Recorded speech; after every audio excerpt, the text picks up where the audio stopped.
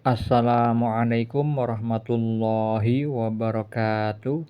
Alhamdulillahi rabbil alamin. Allahumma shalli ala sayyidina Muhammad wa ala ali sayyidina Muhammad. Malam ini saya bagikan ilmu tentang ma'rifatullah. Kebanyakan orang memahami bahwa ma'rifat itu hanya mengenal Allah. Padahal itu hanyalah artinya saja. Belum makna tentang ma'rifatullah. Ma'rifat itu adalah kedudukan, bukan teori. Jadi tidak bisa orang itu mendapat kedudukan ma'rifatullah sebagai orang yang berkedudukan mengenal Allah,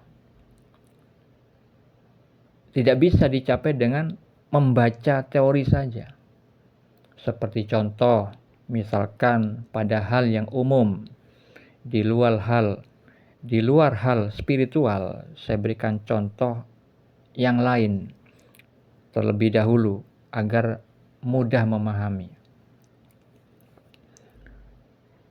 Misalkan ada orang yang ingin menjadi seorang ahli pembalap, kedudukan sebagai pembalap yang ahli, maka dia harus memulai dari memahami teorinya terlebih dahulu, belajar membaca teorinya, seperti apa mengendalikan motor, kemudian cara supaya jatuhnya aman ketika berkendara dengan kecepatan cepat, semua dipelajari. Kemudian lanjut mengamalkan, praktek bagaimana mengemudikan motor dengan kecepatan yang lambat, dengan kecepatan yang sedang, kemudian dengan kecepatan yang tinggi, bagaimana cara menikungnya, cara mengkombinasikan antara rem sama gas ketika berada di arena balapan.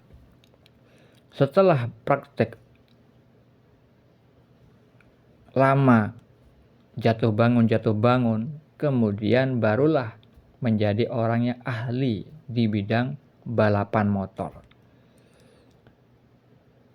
Jadi tidak bisa kita itu hanya melihat orang yang ahli mengemudikan motor, kemudian baru melihat dengan pandangan mata, lalu kita akhirnya mengakui saya pembalap seperti dirinya.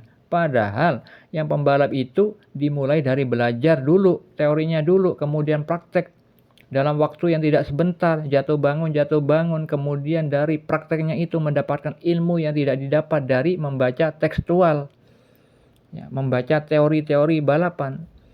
Jadi ilmu rahasia hanya bisa didapat setelah melakukan praktek yang tidak didapati dari ilmu membaca teorinya saja.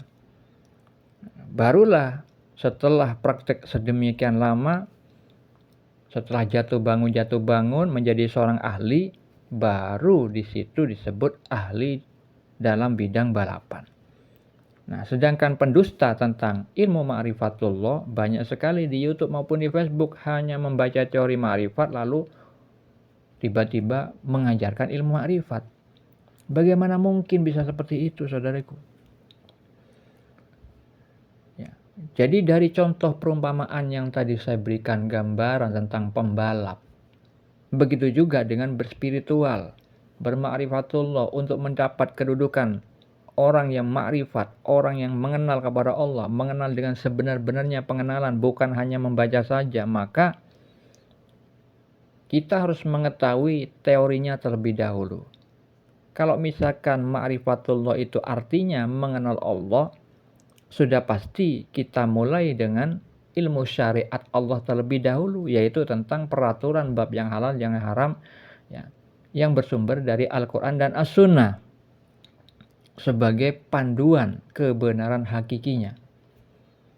Maka hal itu disampaikan oleh Nabi kita, Nabi Muhammad SAW, di dalam sebuah hadis, menuntut ilmu itu wajib atas setiap muslim. Begitu juga Allah menganjurkan untuk mengikuti syariat. Difirmankan di dalam surat Al-Jasiyah ayat 18. Begitu juga Allah menyampaikan kepada walinya yang bernama Asy-Syaikh Muhammad bin Abdul Jabbar An-Nafri dalam kitab Al-Mawaqif wal Mukhatabat bahwa ilmu itu tangga naik menuju ma'rifat. Dengan ilmu kita akan dihantarkan oleh Allah kepada kedudukan ma'rifatullah. Tentunya ilmu itu tidak hanya dibaca saja, tetapi dipraktekkan, diamalkan. Maka itu tentang firman Allah dalam surat Az-Zariyat ayat 56 bahwa jin dan manusia diciptakan hanya untuk beribadah kepada Allah, dan beribadah kepada Allah harus memiliki ilmu terlebih dahulu. Seperti tadi, pembalap ingin menjadi orang yang ahli balap harus mengetahui teorinya terlebih dahulu, kemudian lanjut praktek. Di dalam berma'rifatullah setelah memahami ilmu syariat bersumber dari Al-Quran dan As-Sunnah dengan pemahaman yang benar, lanjut bertarekat.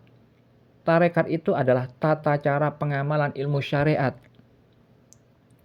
Kalau misalkan orang hanya membaca saja teori tentang ma'rifat, ikut-ikutan orang di Facebook, ikut-ikutan orang di YouTube, tidak mau mengamalkan, maka mereka adalah tergolong yang diperumpamakan oleh Allah sebagai keledai yang membawa kitab-kitab yang tebal.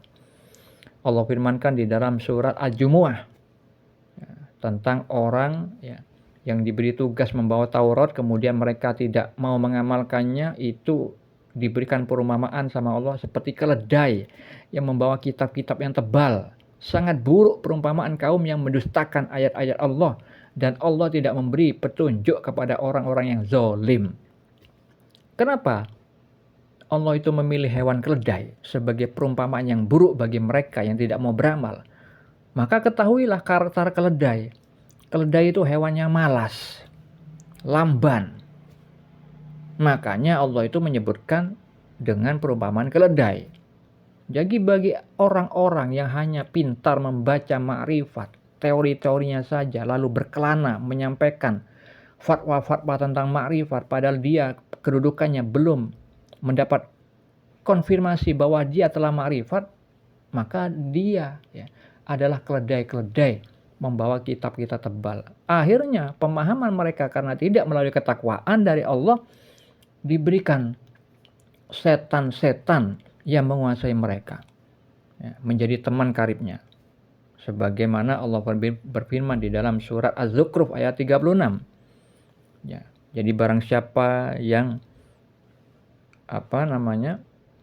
tidak mengikuti Al-Quran, tidak mengikuti panduan yang ada di dalam Al-Quran, maka Allah dan para malaikatnya itu membiarkan setan menyesatkan mereka yang tidak mau mengikuti Al-Quran dan menjadi teman karibnya. Nah, kalau misalkan dua setan yang menemani mereka, menjadi pembimbing mereka, akhirnya apa?